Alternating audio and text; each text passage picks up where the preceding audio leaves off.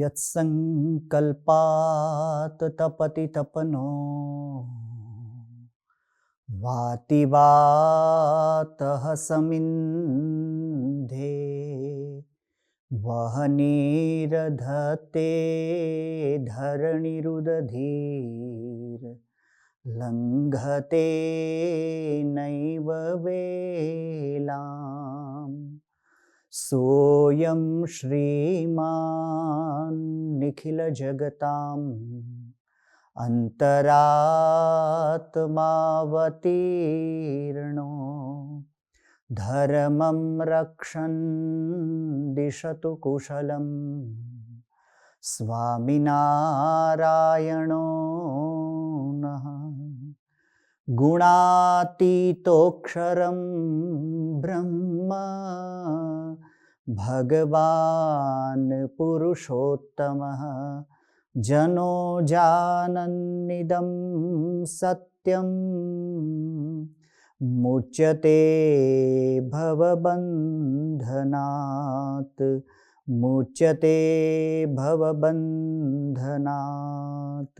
श्री स्वामीनारायण भगवान की जय। अक्षर पुरुषोत्तम महाराज की जय। श्री राधा गोविंद देव की जय। सियावर रामचंद्र भगवान की जय। उमापति महादेव की जय। भगत जी महाराज की जय। शास्त्री जी महाराज की जय। योगी जी महाराज की जय। प्रमुख स्वामी जी महाराज की जय। महंत स्वामी जी महाराज की जय।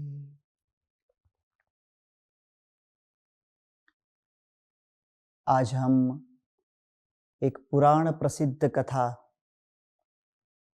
समुद्र मंथन, उस कथा का स्मरण करेंगे। श्रीमद् भागवत महापुराण, विष्णु पुराण और महाभारत आदि ग्रंथों में इस कथा का उल्लेख है। आज ये जग विख्यात कथा बनी हुई है। विश्व में समुद्र मंथन के कई चित्रों, कई दृश्यों, अनेकों शिल्पों आज उपलब्ध है। जब हम कंबोडिया के विश्व प्रसिद्ध मंदिर अंगकोर वाट में गए थे तो उसके विशाल दीवालों पर समुद्र मंथन का पूरा दृश्य उत्कीर्ण किया हुआ है। कंबोडिया के नगरों में सेतुओं पर भी दोनों दीवारों पर समुद्र मंथन के शिल्प उत्कीर्ण किए गए हैं। पूर्ण कद के उस शिल्पों में सुमेरु पर्वत के साथ देव दानवों का ये मंथन खूब प्रसिद्ध है। कंबोडिया की राजधानी, उसके रॉयल पैलेस में भी उसकी दीवार पर बहुत ही सुंदर कलात्मक रूप से ये समुद्र मंथन की घटना को उत्कीर्ण किया गया है। उसी प्रकार जब हम थाईलैंड में जाते हैं तो थाईलैंड में भी बैंकॉक का सुवर्ण भूमि एयरपोर्ट, उसमें ही समुद्र मंथन का बड़ा कलात्मक दृश्य जो सभी प्रवासियों को आकर्षित करता है, उसी प्रकार वहां पर रखा गया है। वहां पर प्राचीन नगरों का एक संग्रह स्थान है, एंसेंट सिटी कहते हैं। उसमें भी समुद्र मंथन का खूब अद्भुत अलौकिक दृश्य हम सभी को हमारे पुराणों का स्मरण करा दे, पुराणों के प्रति हमारा गौरव बढ़ा दे, इस प्रकार से उसको वहां पर प्रस्तुत किया गया है। उसी प्रकार विश्व के अनेक देशों में, चाहे वो जर्मनी हो, इटली हो, लाओस हो, इंडोनेशिया हो, श्रीलंका हो, सभी जगह पर इसके सुंदर चित्रों, भित्ति चित्रों, उसको कपड़े पर उत्कीर्ण किए गए हुए ये सुंदर दृश्य समुद्र मंथन के संबंध में हमें प्राप्त होता है। इंडोनेशिया बाली में तो खूब सुंदर रूप से ये चित्र को कपड़ों पर वहां पर चित्रित किया गया है। श्रीलंका के प्राचीन हिंदू मंदिर के अंदर दीवार पर इसके दृश्य को खूब सुंदर रूप से चित्रित किया गया है। उसी प्रकार इटली और जर्मनी के अंदर भी इसके सुंदर चित्र उपलब्ध होते हैं, जो 16वीं शताब्दी में अथवा 18वीं शताब्दी तक ये दृश्य वहां पर प्रस्तुत हुए थे, ऐसा भी जानने मिला है। हमारे भारत में गुजरात में मोढेरा उसका प्रसिद्ध सूर्य मंदिर है। उस सूर्य मंदिर के अंदर भी खूब सुंदर रूप से ये शिल्पों को समुद्र मंथन की पूरे दृश्य के साथ शिल्पित किया गया है। उसी प्रकार परम पूज्य प्रमुख स्वामी जी महाराज की प्रेरणा से गांधीनगर में जो अक्षरधाम बना और आज दिल्ली में जो विश्व प्रसिद्ध अक्षरधाम मंदिर है, उस मंदिर में भी ये समुद्र मंथन की घटना का दृश्य दृश्यमान होता है। दिल्ली में खूब सुंदर कलात्मक गजेंद्र पीठिका है। उस गजेंद्र पीठिका में ये समुद्र मंथन का एक दृश्य पत्थर में तराश कर वहां पर प्रस्तुत किया गया है और उसमें मंथन के दौरान जो ऐरावत हाथी प्रकट होता है, उस कथा को यहाँ पर दृश्यमान किया गया है। तो ऐसे सुंदर जगह प्रसिद्ध दृश्यों में समुद्र मंथन एक आकर्षण का दृश्य बन चुका है और एक बड़ी सुंदर और प्रेरक कथा समुद्र मंथन की हमारे पुराणों में प्राप्त होती है। आज उस कथा का हम एक बार स्मरण करेंगे। देवत्व को अमरत्व प्राप्त हो जाए, ये समुद्र मंथन का मुख्य उद्देश्य था।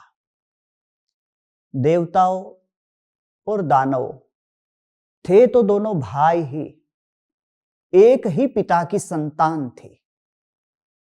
कश्यप के पुत्रों थे, परंतु स्वभाव और संस्कारों में बड़ा अंतर था, क्योंकि माताएं अलग अलग थी। संस्कारों में बड़ा भेद हो गया था और उस प्रभेद के कारण, संस्कारों के उस अंतर के कारण दैवासुर संग्राम निरंतर चलता था, अविरत चलता था। कभी देवताओं असुरों को मात कर देते थे, दानवों को पराजित कर देते थे, और कभी दैत्यों वो देवताओं पर हावी हो जाते थे। और उस दैवासुर संग्राम में बलि का बल अधिक बढ़ गया और देवताओं को स्वर्ग लोक छोड़कर छुप जाना पड़ा।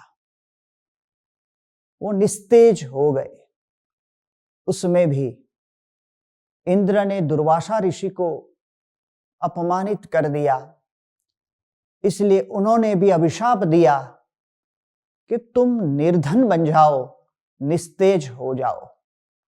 ये सारी विटंबनाओं को लेकर देवता पराजित होने लगे, मरने लगे। इस दैवासुर संग्राम में दानव भी मरते थे, परंतु दानव के गुरु शुक्राचार्य जी के पास संजीवनी विद्या थी और वो अपनी संजीवनी विद्या से दानवों को सजीवन कर देते थे। और जब देवता मरता था तो मरा ही रहता था।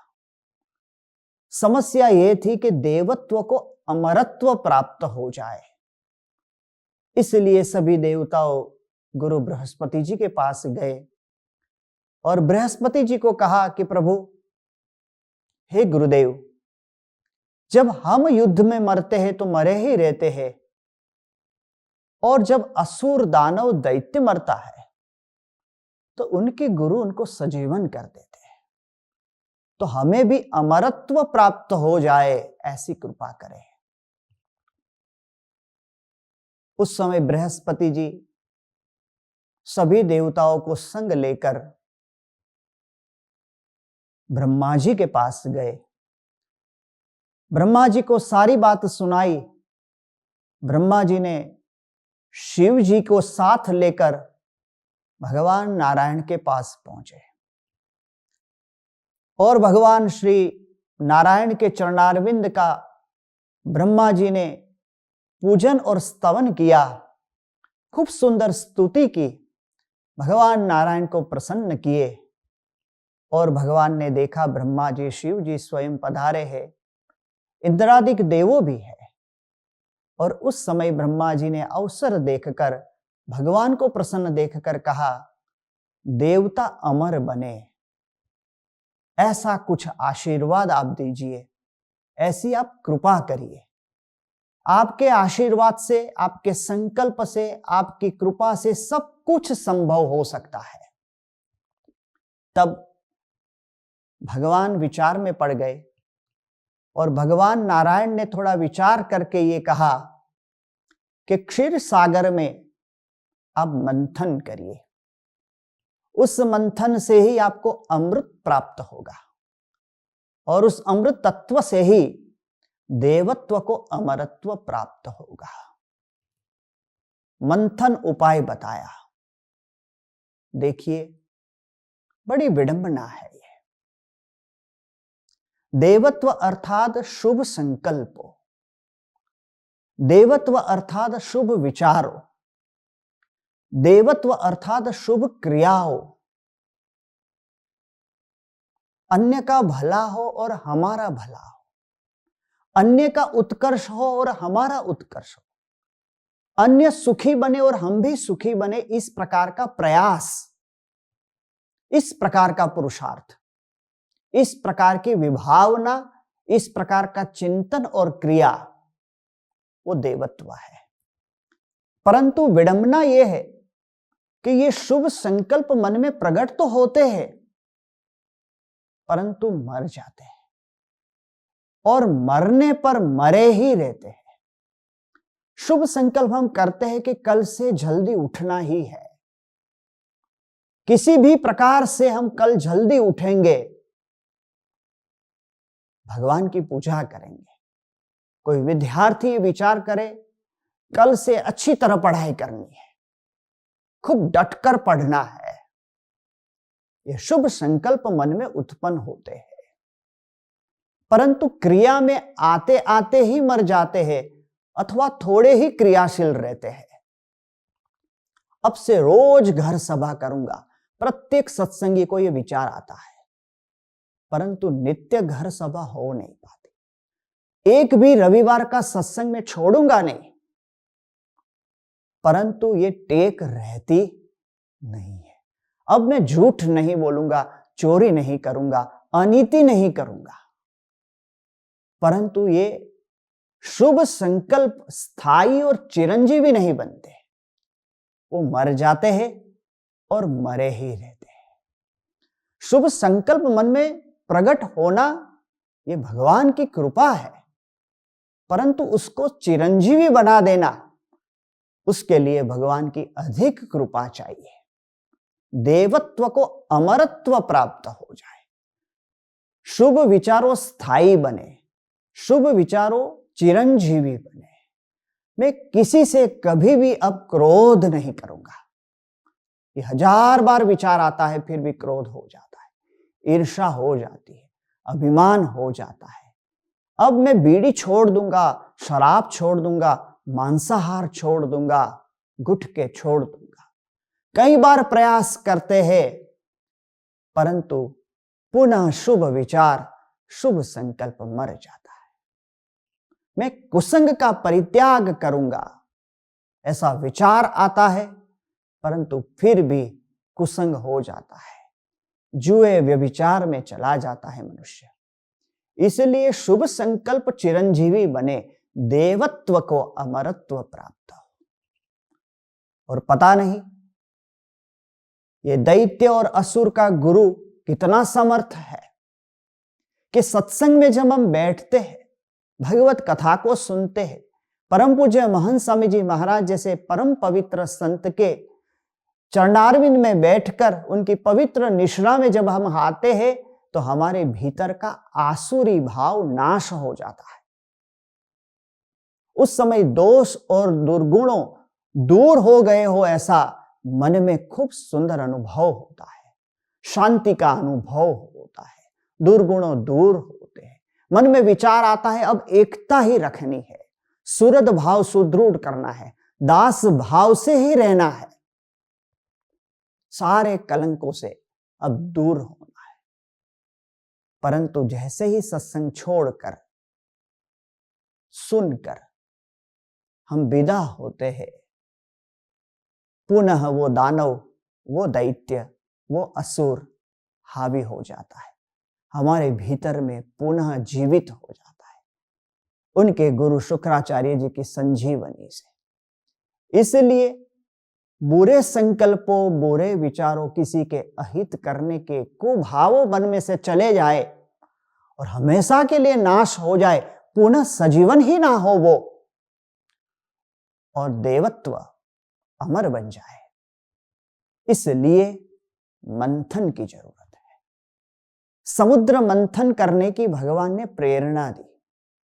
भगवान ने कहा क्षीर सागर को आप मथो, उसमें औषधियों डालो, पत्ते, घास, पात, पन्ने, जड़ी बूटियां डालकर उसका मंथन करो, आपको अमृत प्राप्त होगा और उस अमृत पान से ही आप सजीवन रहोगे, चिरंजीवी रहोगे। तब देवताओं विचार में पड़ गए, भगवान के आशीर्वाद लेकर वो विदा हुए और मन में विचार करने लगे कि आशा तो ये थी कि आशीर्वाद से कोई चमत्कार हो जाए। भगवान की स्तुति गाई, भगवान को प्रसन्न किए वचनों से, प्रार्थना से, और प्रसन्न हुए भगवान से। अपेक्षा यह थी कि वो वरदान दे दे अमरत्व का, परंतु यहां पर भगवान ने मधुर वचन आशीर्वाद दिए, परंतु पुरुषार्थ करने का आशीर्वाद दिया। ये बहुत सुंदर बात है।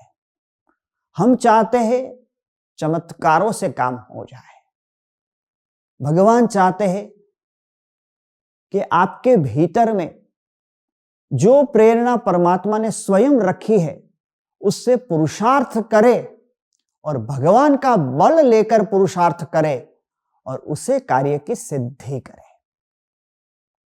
सीधा कार्य कोई करने के लिए भगवान समर्थ है, परंतु उन्होंने हमेशा के लिए हमें पुरुषार्थ का मार्गदर्शन दिया है, और वो भी सच्ची दिशा में, वो भी अहंकार का परित्याग करके, भगवान का बल लेकर, उनको आगे रखकर, उनके नाम स्मरण पूर्वक हम पुरुषार्थ करें और उस पुरुषार्थ से लक्ष्य की प्राप्ति करें। देखिए, मर्यादा पुरुषोत्तम भगवान श्री रामचंद्र जी सीता माता को प्राप्त करने के लिए लंका जाना था, तो उन्होंने सेतु बांधने का पुरुषार्थ बताया। सामर्थ्य तो श्री रामचंद्र जी के दूत समान साक्षात हनुमान जी महाराज में अपार था कि 100 योजन के इस महासागर को लांघ कर वो लंका पहुंच गए थे और अपने अतुलित बल का दर्शन कराया था लंका वासियों को। और उसी समय हनुमान जी महाराज सीता जी को अपने कंधे पर विराजमान करके श्री रामचंद्र जी के पास प्रस्तुत कर देने में समर्थ थे। परंतु हनुमान जी महाराज सीता जी को कहते हैं कि श्री राम का आदेश नहीं है। और श्री राम जी ने क्या किया, उनके बल से यदि हनुमान जी महाराज इतना सामर्थ्य का दर्शन करा सकते थे, तो श्री राम जी भी अपने ऐश्वर्य मात्र से ही सीता जी को प्राप्त कर सकते थे। परंतु उन्होंने पुरुषार्थ का बल दिया।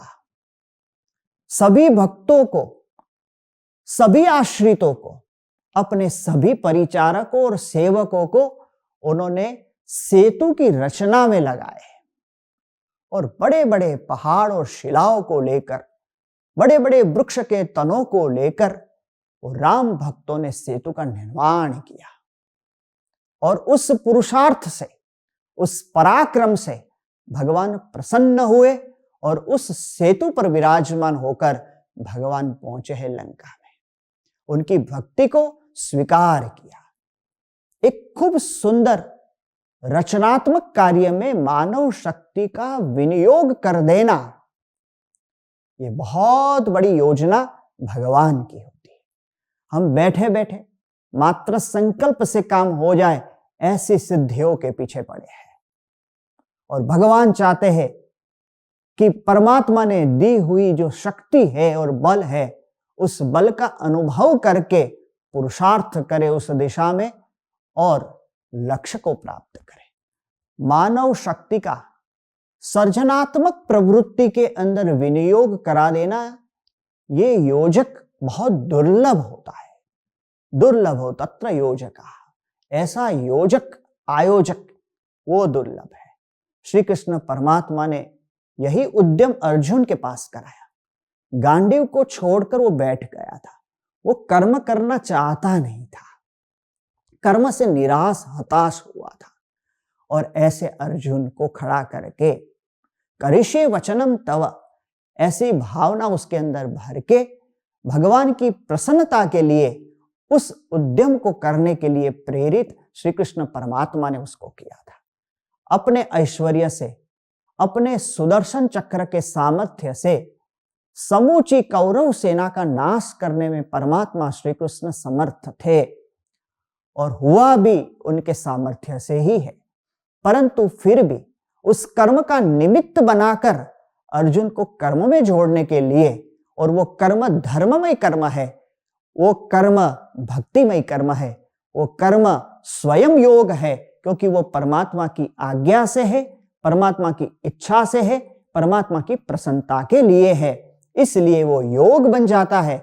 ऐसा एक अद्भुत योग का दर्शन श्रीमद् भगवत गीता में हम सभी को हो रहा है।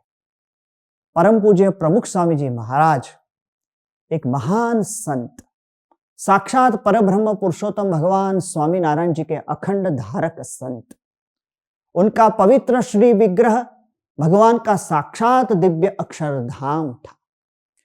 और ऐसे पवित्र संत के हृदय में अखंड, उनके रोम रोम में अखंड परब्रह्म पुरुषोत्तम भगवान विराजमान है। परंतु प्रमुख स्वामी जी महाराज ने भगवान की प्रार्थना पूर्वक, भगवान की स्तुति पूर्वक, उनके आशीर्वाद पूर्वक, मात्र उनकी इच्छा से ही उनको प्रसन्न करने के लिए हजारों प्रकार के दिव्य कार्य मानव उत्थान के, जन कल्याण के इस समाज के अंदर किए हैं। भक्तिमय पुरुषार्थ से हजारों मंदिरों की रचना और निर्माण प्रमुख स्वामी जी महाराज ने किया है। अक्षरधाम जैसे महान स्थानों की रचना की है। हजारों प्रकार के मानव उत्कर्ष और सेवा की प्रवृत्तियां उनकी निश्रा में चल रही है। स्वामी जी ने मात्र भक्तिमय पुरुषार्थ किया है, भगवान को प्रसन्न करने के लिए, गुरु को प्रसन्न करने के लिए। और आज देखिए, दिल्ली के अक्षरधाम जैसे, अमेरिका में अक्षरधाम बन रहा है, और भव्य मंदिरों का सुंदर आयोजन, सुंदर इस सृष्टि के अंदर एक हमारा सभी का गौरव बढ़ाए ऐसा स्थान वो स्वामी जी ने बनाया है। दिल्ली का अक्षरधाम ही हम विचार करें, 11,000 जितने स्वयं सेवकों, 5,000 जितने शिल्पकारों की ये पूरी श्रद्धामय सेवा, उसका विनियोग एक सुंदर श्रेष्ठ सर्जन के अंदर हुआ है। ये प्रमुख स्वामी जी महाराज का एक बहुत ही अपूर्व योजना आयोजन शक्ति का दर्शन इस कार्य में हमें होता है। आज सभी लोग आश्चर्यचकित है, मात्र 5 वर्ष की समयावधि में ये सुंदर कार्य कैसे संपन्न हुआ, तो उसके पीछे ये पुरुषार्थ है। तो यहां भगवान नारायण ने देवताओं को पुरुषार्थ का मार्ग बताया, परंतु देवता अपने सामर्थ्य को जानते थे। क्षीर सागर अगाध है, अपार है, असीम है, विशाल है, और उसका मंथन करने के लिए मथानी कहां से लाए? भगवान ने कहा मंदराचल को मथानी बनाओ, उसके अंदर जड़ी बूटियों, घास, औषधों को डालो और मथो, बोले प्रभु, मंदराचल को मथानी बनाए तो नेति किसकी बनाए?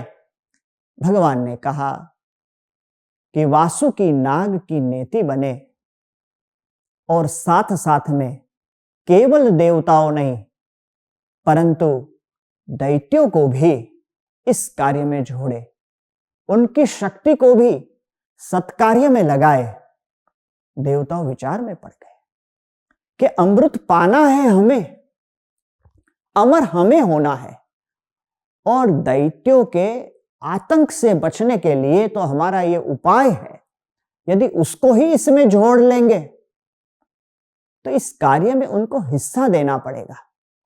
वो मन में ये विचार ही कर रहे थे, मात्र अपने लिए ही भोग होने चाहिए, उस भोग में समान पुरुषार्थ करने वाले किसी का हिस्सा नहीं होना चाहिए। ऐसे विचार से वो सोच रहे थे। भगवान उनको देखकर हंस पड़े। भगवान ने कहा, देखिए, अवसर को पहचानना चाहिए। आज काल भी दैत्यों को अनुकूल है, इसलिए देश काल स्थिति और परिस्थिति को देखकर निर्णय करना चाहिए। मैं आपको कहता हूं कि आज के समय में आपको दैत्यों से संधि कर लेनी चाहिए, सुलह कर लेना चाहिए, उनका सदुपयोग करके सहयोग लेकर ये मंथन करो। इंद्र समझ गए और वो दैत्यों के जो राजा बलि थे उनके पास पहुंचे, अमृत तत्व को प्राप्त करने की पूरी योजना बताई, मंथन की योजना बताई। बलि प्रसन्न हो गए और दैत्य और दानव एक विचार से, एक कार्य की सिद्धि के लिए, एक वस्तु की प्राप्ति के लिए, एक ही स्थान पर ये उद्यम करने के लिए सहमत हो गए। ये दोनों की सहमति से कार्य संपन्न होने वाला था। अब दैत्य और दानवों ने अपनी भुजाओं के बल से मंदराचल को उखेड़ लिया और क्षीर सागर में उसको स्थापित करने के लिए ले जा रहे थे, परंतु मंदराचल का अगाध भार, उससे वो दब गए। वहीं पर मंदराचल को नजदीक में छोड़ दिया। पुनः भगवान का स्मरण किया है देवताओं ने, और उस समय परमात्मा गरुड़ पर विराजमान होकर आए हैं। भगवान ने मंदराचल को गरुड़ पर ले लिया और क्षीर सागर के तट पर मंदराचल को स्थापित कर दिया है। भगवान के आशीर्वाद से, भगवान की कृपा से मंदराचल वहां पर पहुंचा। भगवान स्वयं वहां पर विराजमान रहे और गरुड़ जी को आदेश दिया कि आप यहां से विदा हो जाइए। सब लोग विचार करने लगे कि गरुड़ जी को ऐसा आदेश क्यों दिया कि अब गरुड़ यहां से विदा हो। तब भगवान ने कहा, देखो, नेति के रूप में वासुकी को लाना है। गरुड़ को देखकर वासुकी भयभीत हो जाएंगे, इसलिए वो आएंगे नहीं। इसलिए इशारा था, भगवान की प्रत्येक क्रिया हित के लिए होता है, सबके हित के लिए, सबके भले के लिए, सबके उत्कर्ष के लिए उनकी प्रत्येक क्रिया होती है, उनकी प्रत्येक लीला होती है। मंदराचल स्थापित किया है देव दानवों ने, वासुकी नेति के रूप में विराजमान है। भगवान स्वयं वासुकी नाग के मुख की तरफ जाकर प्रथम खड़े हो गए। देवता झिझक रहे थे, वो विचार कर रहे थे कि वासुकी नाग के मुख में से जो जहरीली हवा निकलेगी, उस विषैली हवा से, उस भाप से, उस उच्छ्वास से ही हम मूर्छित हो जाएंगे। हमें पूंछ की तरफ खड़ा रहना चाहिए था और दानवों को वासुकी नाग के मुख की तरफ खड़े रखने थे, परंतु भगवान स्वयं मुख की तरफ खड़े रह गए। परंतु उनकी क्रिया में कोई संकेत था। भगवान ने समझाया, जहां मैं खड़ा हूं वहां आप आ जाइए। भगवान स्वभाव को जानते हैं, महापुरुषों हमारे स्वभाव को जानते हैं और हमारे स्वभाव को ही अनुकूल बनकर वो कार्य करते हैं। भगवान को पता था कि दैत्यों का स्वभाव ही है कि प्रत्येक क्रिया का विरोध करना। कई लोगों का ऐसा स्वभाव है, कोई भी प्रस्ताव वो विरोध से ही प्रारंभ करेंगे। घर के अंदर आप कोई भी शुभ कार्य प्रारंभ करें, समाज में कोई भी शुभ कार्य प्रारंभ करें, सत्संग में कोई भी शुभ कार्य प्रारंभ करें, कई लोगों का सीधा ही विरोध ही होता है। उनके शब्द यही होते हैं, ये नहीं होगा, ये संभव नहीं है, उसमें यूं हमेशा उल्टा ही देखते हैं। दैत्यो उसको ही तो कहते हैं। उनका स्वभाव ये था कि उसको उल्टा देखना, उल्टा सोचना, उसके विषय में कुछ नेगेटिव देखना, यही उनके मन की खोज रहती है। जब भगवान मुख की तरफ खड़े रह गए तो दैत्यों ने शंका जताई और कहा, मुख का हिस्सा श्रेष्ठ माना जाता है, पूंछ हीन मानी जाती है, और हम लोग हीन स्थान पर खड़े रहे। हम इतने कुलवंत हैं, हम इतने पराक्रमी हैं, हम इतने विद्यावान हैं, सामर्थ्यवान हैं, बलिष्ठ हैं और सभी प्रकार से संपन्न है, और हम पूंछ की तरफ खड़े रहे और आप मुख की तरफ, ये संभव नहीं है। भगवान ने सरलता से स्वीकार कर लिया कि हम पूंछ की तरफ चला जाते हैं और दैत्य को कहा, अब पधारो मुख की तरफ। ये योजना, सामने वाले के स्वभाव को जान लेना चाहिए, उनके स्वभाव को जानकर उनके साथ काम करना सफलता का ये राजमार्ग है। स्वभाव को जानकर ही काम करने में सफलता मिलती है। काम तो सबसे करना ही पड़ेगा। अब देखिए, ये घमासान था, स्वभाव का घमासान। एक तरफ दैत्य है, राजसिक और तामसिक भावों से उग्र बने हुए, दूसरे छोर पर दानव है, अरे देवता है, दूसरे छोर पर देवता है जो सत्वगुण की संपदा है। रजोगुण, तमोगुण और सत्वगुण तीनों ही प्रकृति माया के ही गुण है, और माया के गुण है, इसीलिए वो दुखदाई है। और ये तीनों गुणों को संतुलित करना, उसका उपशमन करके सत्कार्य में उसका विनियोग करना, ये भगवान का बल ही काम कर सकता है। उसके बगैर ये संभव ही नहीं है। कोई भी जगह पर हम जाए, हम अनुभव करते हैं, व्यक्तियों से जब काम करना है, इसका अर्थ है व्यक्तियों के स्वभाव से काम करना है, उसकी वृत्तियों से काम करना है, और उसकी वृत्ति भीतर में रहे हुए राजसिक, तामसिक, सात्विक गुणों की प्रवृत्ति पर ही निर्भर है। इसलिए उसके रजोगुण, तमोगुण और सत्वगुणों के बदलते हुए भाव, और हमारे भीतर में भी रजोगुण, तमोगुण और सत्वगुणों के बदलते हुए भावों, ये सभी भावों को मैनेज करके, संतुलित करके, उसमें स्थिर रहकर कोई भी कार्य को करना कठिन है। इसलिए एक घर चलाना भी कठिन पड़ जाता है।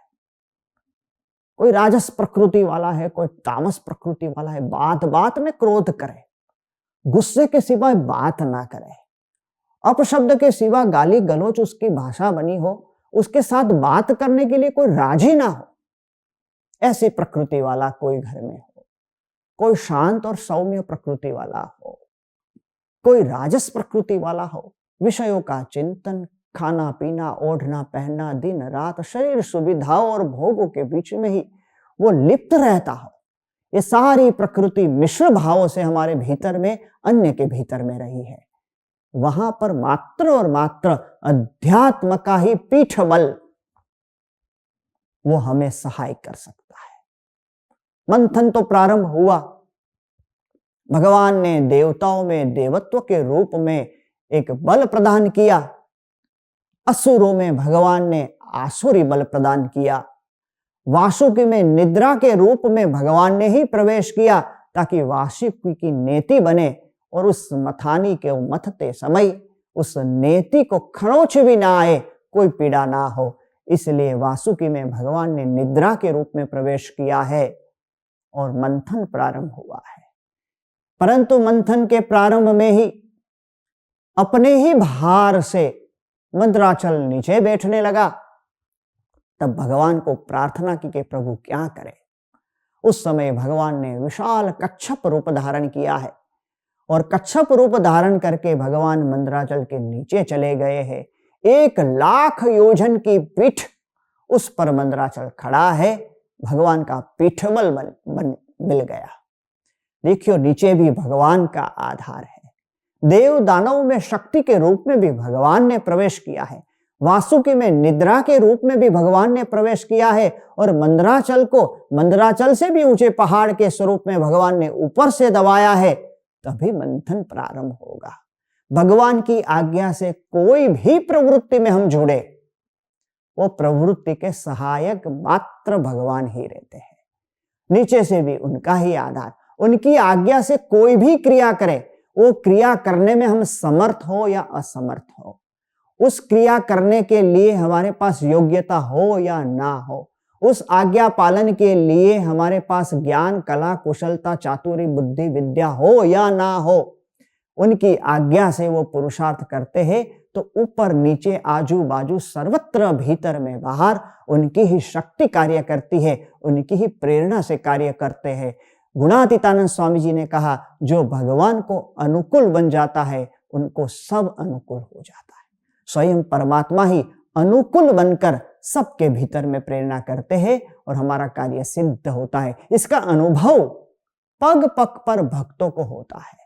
शरणागत भक्त को इसका सीधा अनुभव होता है। हमारी प्रत्येक क्रिया का भार यदि भगवान पर रखे और उस क्रिया के स्वामी हम ना बने, अर्थात उसका कर्ता मैं हूं, इस प्रकार के भावों से लिप्त रहकर मात्र भगवान की इच्छा से, उनके बल से ये कार्य हुआ है, ऐसे पूर्ण श्रद्धा पूर्वक कोई भी कार्य के अंदर, कोई भी प्रवृत्ति के अंदर हम जुड़े तो वो प्रवृत्ति भक्ति रूप बन जाती है और उसका ऊंचा अमृत फल हमें प्राप्त होता है।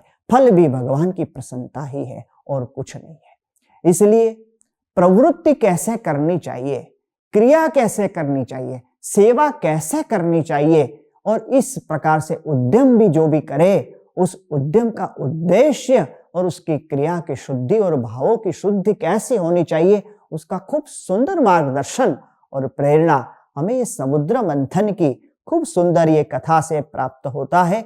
और यही पुरुषार्थ, भक्तिमय पुरुषार्थ से हमने तो परम पूज्य प्रमुख स्वामी जी महाराज के जीवन में देखा है, और आज परम पूज्य महंत स्वामी जी महाराज के जीवन में हम देख रहे हैं कि सतत भगवान के बल से विश्व के अंदर इतना सुंदर कार्य कर रहे हैं, इतना महान कार्य वो कर रहे हैं, सतत पुरुषार्थी है, फिर भी कोई भार नहीं है। ये अक्षरधाम का निर्माण कार्य चल रहा था। सन 2003 की बात है। प्रमुख स्वामी जी महाराज यहां पर पधारे थे। चारों तरफ गढ़े तरासे हुए पत्थर पड़े थे।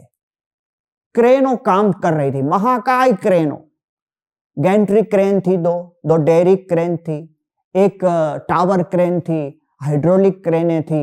2200 जितने शिल्पकारों यहां पर कार्य कर रहे थे।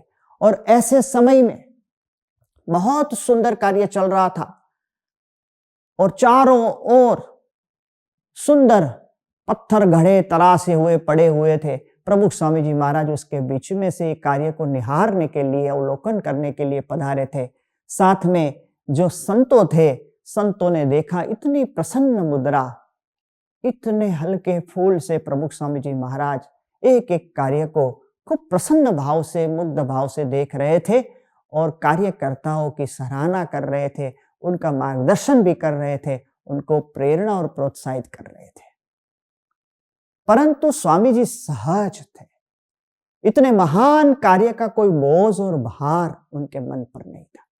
ये बात किसी संत ने प्रमुख स्वामी जी महाराज को पूछी और कहा कि स्वामी जी, यदि ये सारा कार्य जैसा है वैसा ही आज ही किसी को भेंट में दे दिया जाए कि अब आप इसको करो हमारी तरफ से भेंट, तो भी हार्ट फेल हो जाएगा कि मैं कैसे कर पाऊंगा, वो बेबाकला बन जाएगा। और आप इतने आनंदित, इतने प्रसन्न, इतने सहज है।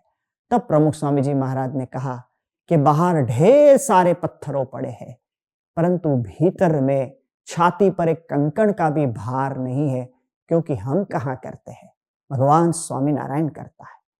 गुरु योगी जी महाराज और शास्त्री जी महाराज की इच्छा से और प्रेरणा से कार्य चलता है। देखिए, भगवान का बल, अपार पुरुषार्थ था और दिन रात उसके लिए प्रमुख स्वामी जी महाराज मार्गदर्शन देते थे और अपनी 83 वर्ष की आयु में प्रमुख स्वामी जी महाराज अपने कारीगरों के पास एक एक कारखानों में पहुंचकर उनके कार्य को देखा है, उनको आशीर्वाद दिया है और ये निर्माण कार्य 5 वर्ष तक चला। प्रमुख स्वामी जी महाराज समय समय पर यहाँ पर आकर 10 से भी अधिक बार यहाँ पर पधार कर सबका मार्गदर्शन करके पूरे कार्य का नींव से लेकर शिखर तक का अवलोकन किया है, उनका संपूर्ण मार्गदर्शन किया है। घंटों तक विमर्श करके स्वामी जी ने सबको प्रेरणा दी है। पुरुषार्थ अगाध था, परंतु भगवान का बल था, इसलिए हल्के फूल थे। तो यहाँ पर खूब सुंदर इस प्रकार से कार्य संपन्न हुआ। अब भगवान जब कच्छप रूप धारण करके विराजमान हुए हैं और मंथन प्रारंभ हुआ है, और घमासान मंथन के बाद प्रथम कालकूट निकला। अमृत तत्व की प्राप्ति करने के मार्ग पर प्रथम कालकूट, घोर कालकूट मतलब एकदम कुटिल विष, उसके दर्शन से भी जहर लग जाए ऐसा कालकूट। सब लोग मूर्छित हो गए उसकी गंध से ही, भयभीत हो गए कि क्या करेंगे, अमृत को प्राप्त करना है और कालकूट निकला। उस समय पुनः भगवान की स्तुति की है। भगवान ने कहा शिव जी को प्रसन्न करिए और शिव जी को ये कालकूट अर्पण करिए। वही समर्थवान देवता है जो कालकूट को धारण करेंगे। और सदा शिव ने कालकूट को अपने कंठ में धारण कर लिया है। बहुत बड़ा उपकार इस भूमिवासियों पर उनका रहा। जो अमृत तत्व को प्राप्त करने का पुरुषार्थ करता है, उसके जीवन के सारे विष भगवान हर लेते हैं, स्वयं ग्रहण कर लेते हैं। उसके मार्ग को निर्विघ्न भगवान ने बनाया है। इस प्रकार से कालकूट के बाद एक एक रत्न निकलने लगे हैं। अपनी अपनी अनुकूलता और रुचि के अनुसार सभी ने वो प्राप्त किया है। उसका बहुत सुंदर वर्णन विस्तृत कथा में है, परंतु हम संक्षिप्त में कहे तो आगे लक्ष्मी जी प्रकट हुई। उस मंथन में से ही लक्ष्मी जी प्रकट हुई। अपार सौंदर्य और सामर्थ्य जिनके अंदर है, श्री वैभव लक्ष्मी जी का अपार था। उनके हाथ में जयमाला थी। लक्ष्मी जी के अपार सामर्थ्य को देखकर, उनकी सुंदरता को देखकर, उनके अंदर भगवत्ता और दैवी स्वरूप को देखकर सभी को यही था कि ये लक्ष्मी जी का सानिध्य हम सभी को प्राप्त हो। आज हम सभी के मन में यही भाव है कि लक्ष्मी का सानिध्य प्राप्त हो। नारायण आए आगे पीछे हो जाए, आले दोले हो जाए, दाएं बाएं हो जाए तो चलेगा, लेकिन लक्ष्मी जी का सानिध्य तो निरंतर रहना ही चाहिए। ये हम विचार करते हैं, सभी के मन में यही भावना है। श्री लक्ष्मी साक्षात प्रकट हुई है, हाथ में जयमाला है। भगवान स्वामी नारायण जी ने गढ़ड़ा मध्य प्रकरण के 10वें वचनामृत में कहा है, भक्ति की रीत बताई है। भगवान स्वामी नारायण जी ने कहा कि भक्ति क्या है। भगवान स्वामी नारायण जी कहते हैं कि जैसे समुद्र मंथन में से लक्ष्मी जी प्रकट हुई और वो लक्ष्मी जी ने इस प्रकार से सभी देवताओं के सामने देखा और दानव और दैत्यों के सामने भी देखा। अपार बल दैत्यों में था, अपार बल देवताओं में था। ऐश्वर्य उनके अंदर देखा, उनके अंदर सामर्थ्य भी देखा, परंतु लक्ष्मी जी ने देखा जहां गुण है वहां रूप नहीं है, जहां रूप है वहां गुण नहीं है। इसलिए लक्ष्मी जी ने देखा कि जहां रूप और गुण दोनों है वहां पर कुछ कलंक है। और इस प्रकार से सबको कलंकित देखकर एकमात्र भगवान को ही सर्वगुण संपन्न और सर्वदोष रहित और सभी सुख के निधान एकमात्र भगवान को ही देखे। तब दृढ़ भक्ति पूर्वक लक्ष्मी जी ने भगवान को जयमाला पहनाई है। ऐसी विवेक बुद्धि श्री लक्ष्मी जी में है। सर्वोपरिता भगवान की ही उन्होंने देखी है। इस संसार के अंदर अपार सामर्थ्य, ऐश्वर्य, सिद्धियों के स्वामियों आपको मिलेंगे, परंतु माया से पर, प्रकृति के गुणों से पर गुणातीत सत्पुरुष मिलना वो दुर्लभ है। भगवान की प्राप्ति वो दुर्लभ है।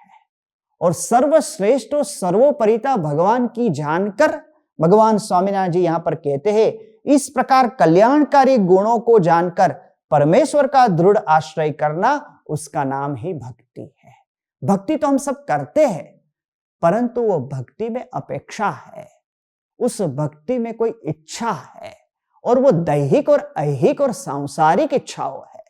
यहां लक्ष्मी जी ने दैहिक ऐहिक सांसारिक भावों का परित्याग करके सर्वोपरिता किसकी है, निर्दोष कौन है और कल्याणकारी एकमात्र कौन है, ऐसा समझकर श्री भगवान नारायण को ही जयमाला पहनाई और लक्ष्मी जी ने नारायण को जयमाला पहनाई है। बोलिए लक्ष्मी नारायण देव की जय। उपासना की सच्ची रीति समझाई। सत्संग दीक्षा ग्रंथ आज्ञा और उपासना का ग्रंथ है। परम पूज्य महंत स्वामी महाराज कहते हैं कि उसी प्रकार पर ब्रह्म पुरुषोत्तम भगवान की सर्वोपरिता का नित्य विचार करें, उनके गुण सामर्थ्य का नित्य विचार करें, उनकी पारलौकिकता का दिव्यता का नित्य अनुभव करें, उनका दृढ़ आश्रय करें। स्वामी नारायण साक्षात् अक्षराधिपतिर्हरिः परमात्मा पर ब्रह्म भगवान पुरुषोत्तम। वो भगवान पुरुषोत्तम साक्षात स्वामी नारायण सर्वोपरि है। स एकः परमोपास्य इष्ट देवो हि नः सदा तस्यैव सर्वदा भक्ति कर्तव्यानन्य भावत। अनन्य भाव से वो ही एकमात्र मेरे परम उपास्य है, वही स्वामीनारायण भगवान मेरे एकमात्र इष्ट देव है और वही इस प्रकार परम कल्याणकारी है। ऐसे परब्रह्म परमात्मा भगवान पुरुषोत्तम स्वामीनारायण साक्षात अक्षरधाम के अधिपति है। ऐसे भगवान का मैं दास हूं। इस प्रकार से वो भगवान कैसे है कि परमात्मा पर ब्रह्म परम ब्रह्माक्षरात् सदा ब्रह्मापि सेवते तम च दास भावेन सर्वदा। स्वयं अक्षर ब्रह्म भी जिनके निजी निकटतम प्रियतम भक्त है और दास भाव से जिनकी उपासना करते हैं, ऐसे ब्रह्म से पर ब्रह्म उनका मैं उपासक हूं, वो मेरे इष्ट देव है। इस प्रकार से वो भगवान सर्वकर्ता है। सर्वकर्ता च साकार सर्वोपरि सदा हरि। वो सर्वोपरि है, वो सर्वकर्ता है, सदा साकार है और मुमुक्षुणाम मोक्षाय प्रकटो वर्तते सदा। अनेक मुमुक्षुओं के मोक्ष के लिए इस धरातल पर वो सदैव प्रकट रहते हैं। स्वयं परमात्मा परब्रह्म स्वामीनारायण भगवान इस धरातल पर आए और अपने अक्षर ब्रह्म गुणातीत गुरु के द्वारा, संत के द्वारा, भक्त के द्वारा वो सतत आज भी परम पूज्य महंत स्वामी जी महाराज के द्वारा इस पृथ्वी पर प्रकट है। ऐसे कल्याणकारी प्रकट स्वरूप को सर्वोपरि जानकर उनको हम इस प्रकार से जयमाला पहनाए, अर्थात उनके आश्रित बने, उनका चयन करें, उनकी उपासना करें, ये भक्ति है। लक्ष्मी जी ने हमें भक्ति की सच्ची रीति बताई है। परमात्मा की सर्वोपरिता किस प्रकार से हमारी बुद्धि के अंदर देखनी चाहिए और निश्चय करना चाहिए, इस प्रकार का दृढ़ आश्रय करने का एक अद्भुत दर्शन लक्ष्मी जी ने अपने चरित्र से कराया है। महालक्ष्मी प्रकट हुई है, भगवान नारायण के साथ इस प्रकार उनका विवाह हुआ है। जयमाला लक्ष्मी जी ने नारायण को पहनाई है और यहाँ पर अब मंथन के अंदर स्वयं धन्वंतरी भगवान प्रकट हुए हैं। अमृत कलश लेकर धन्वंतरी भगवान प्रकट हुए हैं। लक्ष्य की प्राप्ति हुई है। देवता और दानव सभी मोदित और हर्षित हुए हैं, पुलकित हुए हैं, रोमांचित हुए हैं। जिस अमृत को प्राप्त करने के लिए इतना पुरुषार्थ किया है और भगवान का खूब खूब आभार व्यक्त करते हैं देवताओं के मन में अत्यंत अपार हर्ष है। भगवान का आभार व्यक्त करते हैं कि भगवान आपने हमारी सहाय की और हमें इस प्रकार से अमृत प्राप्त हुआ। दानव अपने मन में क्या विचार करते हैं कि हमारे पुरुषार्थ से, हमारा एफर्ट्स कहते हैं हम, उससे हमें ये प्राप्त हुआ। हमने कितना बल जोड़ा, कितनी कुशलता बताई, कितनी हमारे पास विद्या थी, कितना सामर्थ्य था, सारे ऐश्वर्य को हमने लगा दिया तो हमें अमृत प्राप्त हुआ। उन्होंने अपने परिश्रम, विद्या, कला, कुशलता, बल, सामर्थ्य के प्रभाव से अमृत प्राप्त हुआ, ऐसा सोचा और देवों ने भगवान के सामर्थ्य से अमृत प्राप्त हुआ, ऐसा सोचा। देखिए, पुरुषार्थ दोनों ने किया था, परंतु फल की प्राप्ति में बड़ा भेद हो गया, बड़ा अंतर हो गया। श्रीमद् भागवत में कहते हैं कि एक ही समय पर, एक ही स्थान पर, एक ही विचार से, एक ही वस्तु को प्राप्त करने के लिए ही एक ही क्रिया समान परिश्रम से दोनों ने किया, परंतु देवताओं को अमृत मिला और दानवों को अमृत नहीं मिला। उसका कारण एक को भगवान का बल था, दूसरे को साधन का बल था।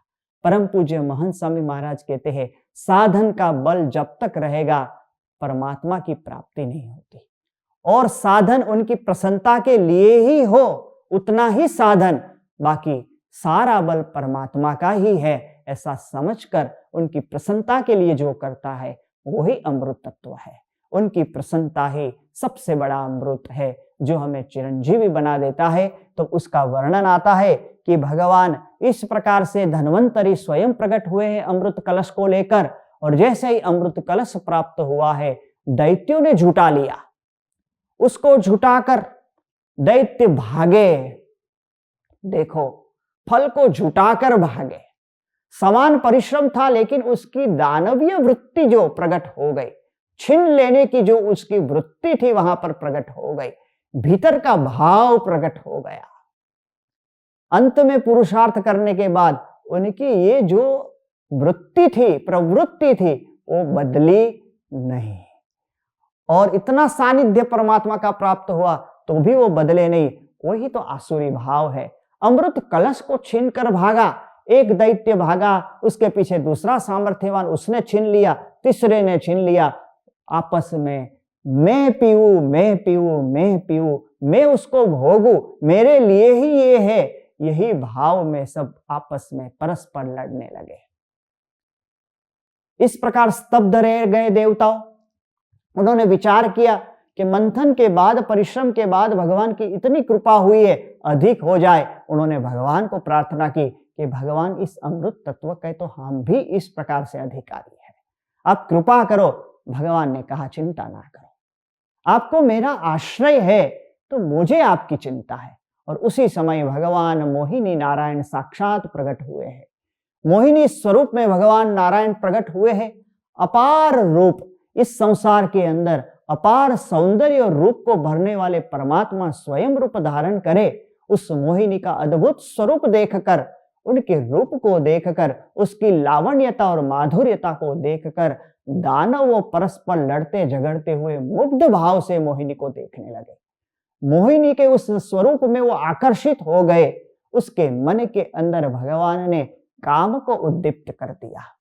उस स्वरूप के अंदर उन्होंने परमात्मा नहीं देखा, उस रूप के अंदर उन्होंने अपने भोग को देखा। और इस प्रकार से अमृत को छोड़कर अब वो मोहिनी स्वरूप में स्त्री को प्राप्त करने के लिए सभी उनके आगे विनय पूर्वक खड़े रह गए। और मोहिनी अपनी चंचलता से सभी के बीच में पसार होती थी। देवताओं मुग्ध हो गए, सुध बुध खो बैठे। अमृत का कलश मोहिनी ने धीरे से अपने हाथ में ले लिया और मोहिनी ने कहा, आप पंक्ति में बैठिए, मैं अमृत आपको पिलाऊं। दैत्य और बेसुध जैसे बन गए उस रूप में। उन्होंने कहा, अब तो आपके हाथों से ही पीना है। और मोहिनी ने अमृत का कलश हाथ में लिया। दैत्यों की पंक्ति में वो फिरी, परंतु एक बूंद भी दैत्यों को नहीं दिया। खूब तरसाया, खूब ललचाया, और बाद में कहा, पहले हम दानवों को बांट दे। अरे पहले हम देवताओं को बांट दे, फिर आप दानवों की बारी। बोले, हमें तो आपके दर्शन में ही अमृत प्राप्त हो रहा है, आप जिसको भी पिलाना है आपके हाथों से पिलाओ, हमें विश्वास है हमें मिलेगा। और मोहिनी ने देव पंक्ति में जाकर अमृत पिलाना शुरू किया। दानवों को लगा हमारी बारी भी आएगी, और देवताओं ने अमृत पीना प्रारंभ किया। और उस समय अमरत्व को प्राप्त हुए हैं भगवान की कृपा से। उस अमृत कलश से मोहिनी अमृत पिला रही है, और दैत्यों की बारी आई तब तो अमृत कलश खाली हो गया। खाली एक राहु ने सूर्य और चंद्र के बीच में बैठकर उस अमृत का एक बूंद ले लिया। इससे आज भी वो ग्रहण सूर्य और चंद्र ग्रहण के रूप में बाधा डालता है, और देवताओं उस प्रकार मोहिनी के स्वरूप में विमुग्ध हो चुके थे, वो भान खो बैठे थे। इसलिए वहां अधिक आशा नहीं रही, परंतु उस समय अमृत तत्व प्राप्त हुआ है, देवताओं को प्राप्त हुआ है, समान पुरुषार्थ था, परंतु भगवान का आश्रय था, तो उनको इस प्रकार से ये अमृत प्रसाद प्राप्त हुआ है। तो यहाँ पर कहते हैं कि इस प्रकार से हमें भी ये स्वर्ग का अमृत जो देवताओं को प्राप्त हुआ है, उस स्वर्ग का अमृत को लेकर एक बार श्रीमद् भागवत में कथा आती है कि देवताओं वहां सुखदेव जी के पास पहुंचे और सुखदेव जी के चरणों में जाकर उन्होंने ये देवलोक का अमृत अर्पण किया। और वहां जाकर वो कहते हैं कि परीक्षित राजा को आप जिस प्रकार से ये कथामृत पिलाने, भागवत कथामृत पिलाने जा रहे हैं, तो वो हमें पिलाए, उसके बदले देवलोक का अमृत है, वो राजा परीक्षित को पिलाए ताकि तक्षक काटे वो मरे नहीं। उस समय सुखदेव जी महाराज वहां पर देवताओं का उपहास करते हैं और उस समय सुखदेव जी देवताओं का उपहास करते हुए कहते हैं, क्व कथा क्व सुधा लोके क्व काचा क्व मणि महान। कहां कांच का टुकड़ा और कहां मूल्यवान मणि रत्न, ये दोनों में कितना बड़ा अंतर और भेद है। कहां स्वर्ग का अमृत जो आपने मंथन के बाद प्राप्त किया है और कहां ये भगवत कथा अमृत वो मणिमय रत्न है। उस दोनों की तुलना कैसे हो सकती है। हे देवताओं, आप यहां से चले जाओ और ये अमृत को स्वर्ग में रखो। ये कथामृत की तुलना में देवलोक का अमृत कुछ नहीं है। ये कितनी बड़ी बात है। इतना पुरुषार्थ करने के बाद, इतनी बड़ी गाथा गाने के बाद भी उस स्वर्गीय अमृत का लाभ मात्र शरीर को ही अमर करने का हो। शरीर को अमर करने का तात्पर्य जिनके भी मन में हो, उनको निश्चित है कि शरीर को अमर करना मतलब अपने भोगों को अविराम रूप से भोग सके ऐसी भोगेच्छाओं को उद्दीप्त करना, उसकी तुष्टि करना, भोगों की पुष्टि करना। और विषय भोगों की तृप्ति और तुष्टि और पुष्टि कभी होती ही नहीं है। भगवान स्वामीनारायण जी कहते हैं, पाताल तक ये धरा फटी हुई है, उसको कोई नहीं भर सकता। विषय भोग से कभी तृप्ति होगी नहीं और मात्र भोग के कारण ही शरीर अमर बने, ऐसा जो पुरुषार्थ हमारा हो, तो उस अमृत तत्व से विशेष कोई लाभ नहीं है। सच्चा अमृत तो है अमरत्व का सच्चा ज्ञान, आत्मा की नित्यता का ज्ञान, परमात्मा की शाश्वतता का ज्ञान और उस आत्मा की अक्षर के साथ विभावना करके उस अक्षर रूपता को प्राप्त करने का जो ज्ञान है, वही सच्चा अमृत है। जो आपको नित्य अमरत्व का अनुभव कराए, वही अमृत तत्व है और हम अमर है। आत्मा नित्य है। परम पूज्य महंत स्वामी जी महाराज सत्संग दीक्षा ग्रंथ के अंदर कहते हैं, प्रत्यहम अनुसंधेया जगतो नाशशीलता स्वात्मनो नित्यता चिंत्या सच्चिदानंद रूपता। उसकी सच्चिदानंद रूपता जो है वो आत्मा की नित्यता है, उसका चिंतन नित्य करे और जगत की नाशशीलता का हम विचार करें। और इस प्रकार से ये अमृत तत्व को हमें प्राप्त करना है। देह त्रय त्रयवस्था तो ज्ञात्वा भेदम गुणत्रयात् स्वात्मनो ब्रह्मणैकत्वं प्रतिदिनं विभावयेत्।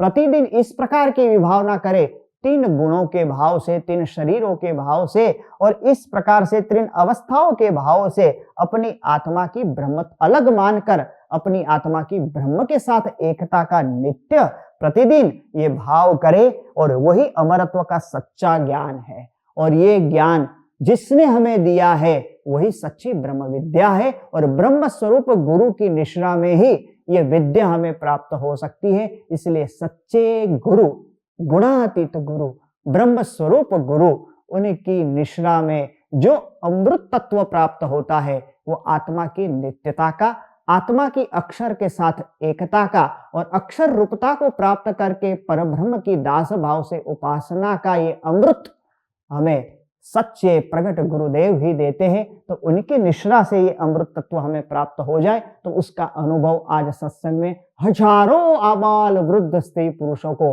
ये सच्ची नित्यता का अनुभव होता है और वही सच्चा अमृत है। डॉक्टर APJ अब्दुल कलाम साहब की एक बात करके आज की कथा को हम विराम दें। डॉक्टर कलाम साहब प्रमुख स्वामी महाराज के सानिध्य में आए। एक बहुत बड़े भौतिक विज्ञानी, एक ऊंचे मिसाइल मैन जिनकी कीर्ति देश विदेश में प्रकीर्तित है, ऐसे डॉक्टर एपीजे अब्दुल कलाम साहब भारत के मूर्धन्य विज्ञानी और मात्र विज्ञानी नहीं, उससे भी उपरांत भारत के प्रसिद्ध राष्ट्रपति बने वो, और भारत के राष्ट्रपति के रूप में आज भी बड़े आदर पूर्वक सभी लोग उनकी वंदना करते हैं। ऐसे डॉक्टर एपीजे अब्दुल कलाम साहब जब गुरु हरि प्रमुख स्वामी जी महाराज के संग में आए, उनकी दिव्यता का स्पर्श पाया और उन्होंने ट्रांसेंडेंस नामक एक पुस्तक संपूर्ण प्रमुख स्वामी जी महाराज के अपने साथ हुए अनुभवों को लेकर लिखा। और ये पुस्तक, इस ग्रंथ के रूप में उन्होंने प्रमुख स्वामी जी महाराज की दिव्यता का, उनकी महानता का, उनकी संतता का, उनके सानिध्य का जो अनुभव किया है वो सब कुछ इस ट्रांसेंडेंस बुक के अंदर लिखा है। और इसमें एक बहुत सुंदर वाक्य अपनी अनुभूति का डॉक्टर कलाम साहब ने लिखा है कि now Pramukh Swami ji has put me in a god synchronous orbit. Pramukh Swami जी महाराज ने मुझे भगवान की परिक्रमा के परिभ्रमण पथ पर शाश्वत काल के लिए स्थापित कर दिया है, जो अमरत्व का अंतिम पड़ाव है। अमरत्व का अंतिम पड़ाव है ये अनुभूति, ये प्रतीति, पूर्णता और धन्यता की अनुभूति। धन्योस्मि पूर्ण कामोस्मि निष्पापो निर्भय सुखी ही अक्षर गुरु योगेन स्वामीनारायण आश्रयात्।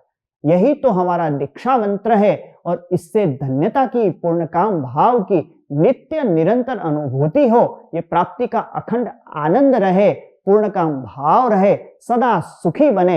यही तो अमृत तत्व का उद्देश्य है। प्रगट गुरु हरि परम पूज्य महंत स्वामी जी महाराज के निश्रा में आज हम सभी ये अमृत का आचमन कर रहे हैं, इस अमृत की अनुभूति कर रहे हैं। वो स्वयं ही अमृत स्वरूप है, वही तो अक्षर ब्रह्म है जिसमें पर ब्रह्म परमात्मा का अखंड वास है। ये निष्ठा, ये प्राप्ति, ये प्रीति और प्रतीति, ये सब कुछ मिलकर ये अनुभूति बनती है। और ऐसी अनुभूति अमृत तत्व की हम सभी प्राप्त कर सके, ऐसा बल बुद्धि प्रेरणा आशीर्वाद महाराज स्वामी हम सबको दे, यही उनके चरणों में प्रार्थना। श्री स्वामी नारायण भगवान की जय। अगर आपको आज के कथा श्रवण से थोड़ी भी शांति और प्रेरणा मिली है तो कल्पना करें ऐसी कथा को नियमित रूप से सुनना कितना लाभप्रद होगा। तो इस वीडियो को लाइक करें, अपने जैसे अन्य भक्तों के साथ साझा करें और ऐसे ही प्रेरक कथा को नियमित रूप से सुनने के लिए चैनल को सब्सक्राइब करें। जय स्वामीनारायण।